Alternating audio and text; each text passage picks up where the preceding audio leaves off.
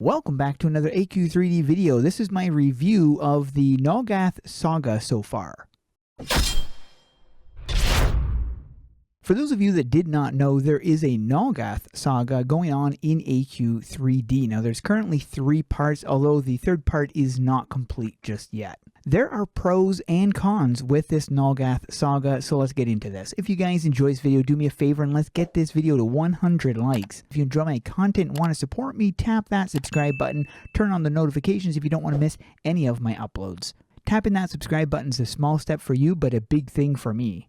I'd also like to give a big shout out to all my YouTube members. Thank you for all your support. If you're interested in joining the Raven Squad, you tap that join down below. I am going to mention there will be spoilers ahead. When you start off the saga, you're going to be put into this location right here, and there are pros and cons to this forest. The first con everybody notices when they first get here is the shading. There is a red shading in here because, of course, this is the red forest, and it does cause some problems, especially to people that are colorblind. This can cause a major problem for them, and I know a lot of people that get headaches and stuff from playing through this particular area. So that does kind of pose a problem because of this red filter they have on it, and that is definitely the biggest issue with this zone. One thing I do like about this zone is there were some small secrets, like for instance, coming up this tree and then heading over to here and then kind of making, I guess you make your way over to here, make your way over to here, and then you get up on this thing, you've got this little secret thing. I'm not going to open it, I'll let you guys discover that on your own, but it's pretty neat being able to kind of parkour around in some of these locations and whatnot. So anyways, towards the beginning of the story, you're going to be introduced to some of the characters in this small little village. This village doesn't serve much purpose besides launching the saga. And then, of course, you've got people like the lore master right here who provides you with some information and whatnot.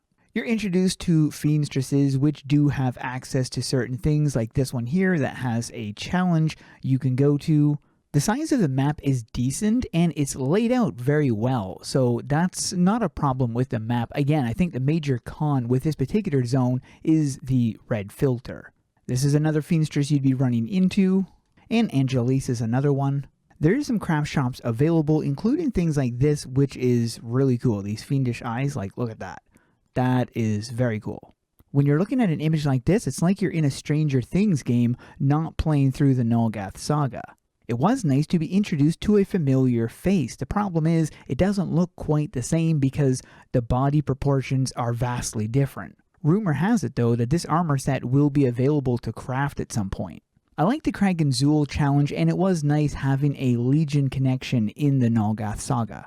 I enjoyed the story of this area as it slowly unraveled. One major downfall to the first part of the Nulgath Saga was the lack of introduction to Nulgath items. And what I mean by that is the craft shops that we had available gave us weapons and gave us other things, but none of them were anything I recognized from Nulgath in AQ Worlds. And as an AQ Worlds Nulgath fan, this was gravely disappointing.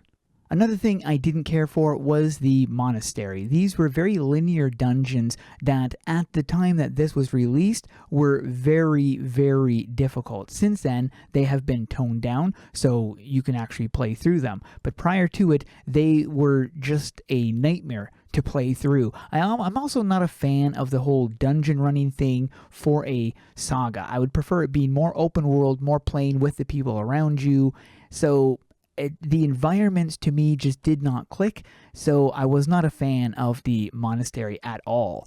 In the second part of the Nulgath Saga, this is when things picked up for me. This is when I really started to enjoy it more, and the reason why was, of course, the introduction to Bamboozle and Crag. Now, of course, if you've played through AQ World, you know these characters, and this was a very positive thing for me. As soon as I saw these guys, I was thinking, yes, we're going the right direction. Then you're introduced to their quests, and as you can see here, there was a slew of quests done in a very similar style to what we expect from AQ Worlds. This was another thing that was a shining beacon of hope for those of us that really enjoyed Nulgath related stuff.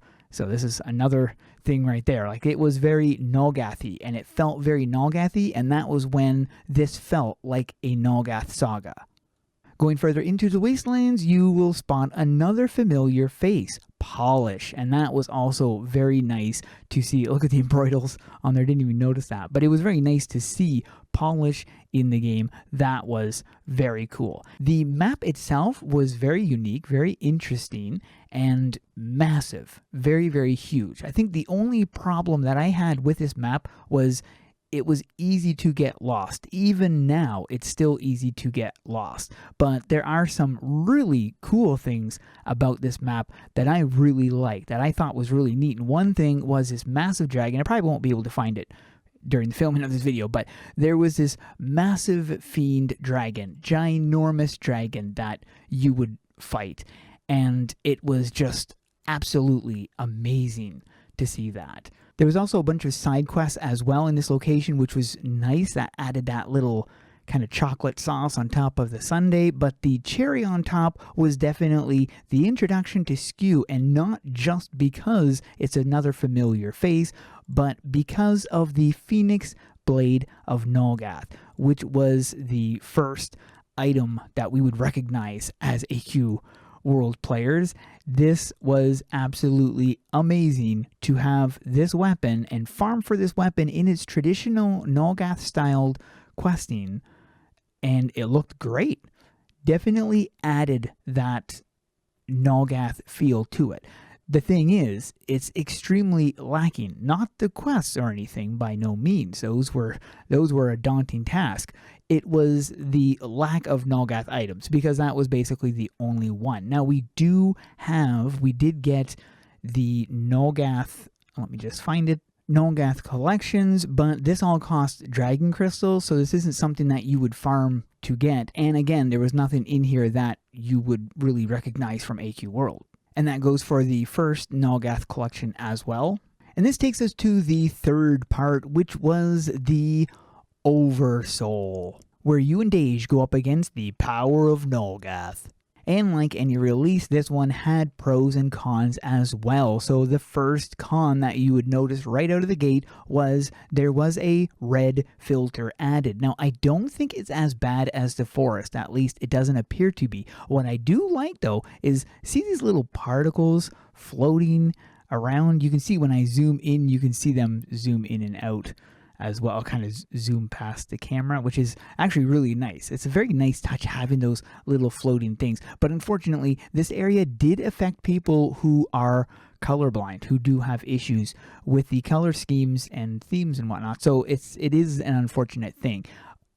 That aside though, this map was gorgeous. This is not what people would expect from, or well, what some, I'm sorry, let me rephrase that. This is not what some people expected the Oversoul to look like. This is exactly what I expected the Oversoul to look like for me. When I think of a place called Oversoul, this is literally what I would be expecting, this demonic realm. And so it was very, very fitting for this location, at least in my personal opinion. I thought they nailed it with the name Oversoul. This looks like an Oversoul, and I love the animations on the background, like these guys falling into the pit. It's just, this is very Oversoul-ish, and I thought the map nailed it. So I love the map. Again, I will say the red filter doesn't cause a problem to me, but some people have an issue with that. But I would like to know, any of you guys who played through this, let me know in the comments, did this cause a problem for you when you were playing through it? Do you have a problem with colors, and did this affect that? Let me know, because I'd be interested to know what you thought. I know a lot of you guys were talking about it in the Seledon. So the story in here was not quite what I expected. It didn't quite go the direction I thought, which is fine because sometimes you want kind of twists in it. So you are introduced to some different characters like Drwinkle, and of course Skew is back again, and you actually get a pet of Skew, which is really cool. But now unfortunately he does cost, you do have to pay dragon crystals for him, but I personally thought it was worth it just to have a skew pet. I thought that was really cool. You do get a fiend Sneevil, but there is a lack of what I would see from Nulgath. It was nice seeing some, you know, things like the Makai here and other stuff. Oh, also I forgot to mention, in the other location, in the Wastelands, the Makai were there, so that was nice to be introduced to the Makai. Of course, a very familiar face for any of you Nulgath fans. In here, there was not a whole lot, even though, yes, you have Fiend Zards and you have other Fiend stuff, there wasn't a whole lot that was familiar. There was one familiar sight, which I did breathe a sigh of relief when I saw it, but then I've read since then that people were upset at the look of it. I personally loved it. But it was the Void Fiend of Solace. To me, this was awesome because it looks like the Void Knight. Did I say Void Fiend? Void Knight. Void Knight I thought it was awesome. And I was thinking, that is really cool. But apparently, not a lot of people liked it. So I'm not sure. You guys can let me know what you thought about the Void Knight if you do recognize it from the idea of it from what AQ Worlds with the whole things here, right here, the shoulder things. That's why, to me, it was familiar. One thing that's amazing, look at this animation right there. Did you see that? And watch, I'm going to go down there and watch that thing open up. It looks awesome. There we go. Oh, that is so cool. So you have the Travel Fiend here, which takes you to separate different locations. Now, we only have access to the first 3. There will be more locations added on as you progress through the third part, which we will be getting more parts of it. Now, they currently, as of the filming of this video, are working on challenge mode, or a challenge mode with some items and stuff, some craftables, hopefully drops. And I'm hoping the items are going to be recognizable items, for crying out loud, because it is very unfortunate when they are not. So we're introduced to another location here with some different stuff. Looks, I mean, obviously similar to the previous. Look at that lava coming out of the eyes and stuff. It's really cool. This is a Chronomancer area. You'll recognize, oh, you won't recognize, well, yeah, you will recognize. If you have any of the calendar classes or anything, you will definitely recognize those things there. And there's a whole theme. I won't ruin the story for you. You could play through it if you haven't. It's really, really cool. Got a time portal thing right there. And I like the whole time travel twisty thing that was going on with this location. Very cool. I loved it. I thought it was nice. And then, of course, look at this great animation coming out there. We go to the next location, and it's the Bulwark, where you're in for a treat when it comes to the monster design. One of the monster's designs, but again, nothing recognizable, at least for me. Nothing I recognize. This is really cool here. When you get up to this door here, the doors open up. That is, I don't think I've seen that yet in the game, so that is really cool. And then you're introduced to Gluttonia. Now, I had no idea that was a female when I was originally playing through it, because it did not look like a female. So, yeah, very cool. I love it. I think it's just a great animation, and it's very Nulgath-ish. Very, Dej knocked it out of the ballpark. Look at this. You got spooks in behind that there. And this area, they did a really good job on. Very Nulgath-ish. Look at those eyes right there. The door. It's just really good. Design-wise, very, very well done. And the story was what I was expecting from the Oversoul. The biggest problem I have with this is the fact that it's just not, there's not enough drops, there's not enough items, basically. That's what would be my biggest. In AQ Worlds, we have a ton of Nulgath stuff. Just a ton, going from rares, perma rares to whatever. Like, there is just so much. So here's another thing where I feel it fell flat. This is introducing you to the Fiend Mage, which is a pretty nice looking set. You've got the hood right there. It's unfortunate this was not it didn't affect the face, so for people like me, I wouldn't end up wearing it.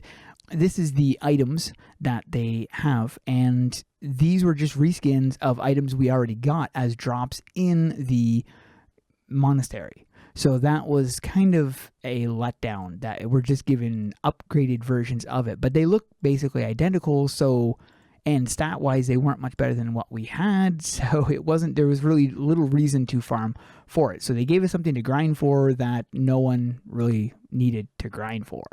So that was kind of unfortunate.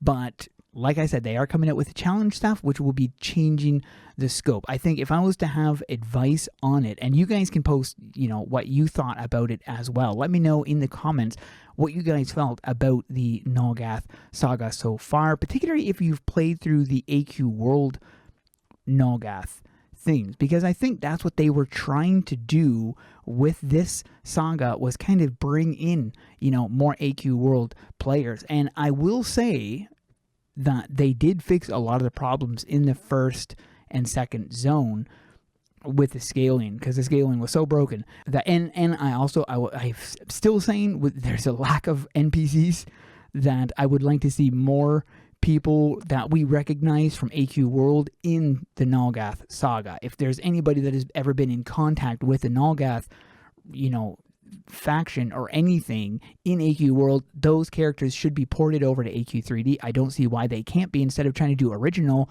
you have a game with a wealth of content. Use it, because porting that over, that was the whole reason why I fell in love with AQ3D, was because it was AQ World 3D.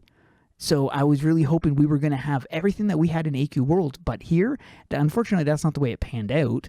Had it done it that direction, I think it would have fared a lot better than it has been doing over the years, but that's another story. So yeah, one major thing, I say bring in more NPCs that are recognizable.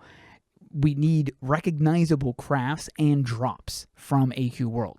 The whole reason why I love the Nulgath stuff is because of the items. That's the reason why, and I would say that's the majority of players. That's the reason why a lot of us lean towards Nation, is because of the items. Anyways, that is my review for the Nulgath Saga. I like it. I think that if you haven't played it, you definitely should play it. Are there problems with it? Absolutely. But I think the pros outnumber the cons. Playing through it, if you are a fan of Nulgath, you will enjoy it. But just remember that if you're expecting to see a whole lot of familiar faces, you will be disappointed. If you're expecting to see a whole lot of Nulgath items and be able to obtain these items, you will be disappointed. If you want to play through it and play through an interesting story that takes you to a very unique, scary realm, and be introduced to the Lord of the Archfiend, then you're definitely in the right zone. And like I said, I like the story. I thought it was going through. You're going to be introduced to some really cool looking monsters and stuff. And there are some cool items. I showed you the fiendish eyes, and that's only one. There's a lot. Some of them aren't that great, but there are some that are really worth the farming to get. So yeah, I would definitely play through it. Let me know what you guys think if you have played through it, and if you haven't played through it, let me know what you think after you've played through it. And let me know if it was worth it, if it wasn't. I'm personally really excited for the challenges, because that's what brought us the Phoenix Blade, was when they brought out the challenges. So I'm really looking forward to what the challenges are, because maybe we're going to be getting a ton of Nulgath items that we are going to recognize, maybe introduced to another character that we also recognize. So anyways, that is it for this one. Hope you guys enjoyed. Thanks for watching, and keep those swords swinging.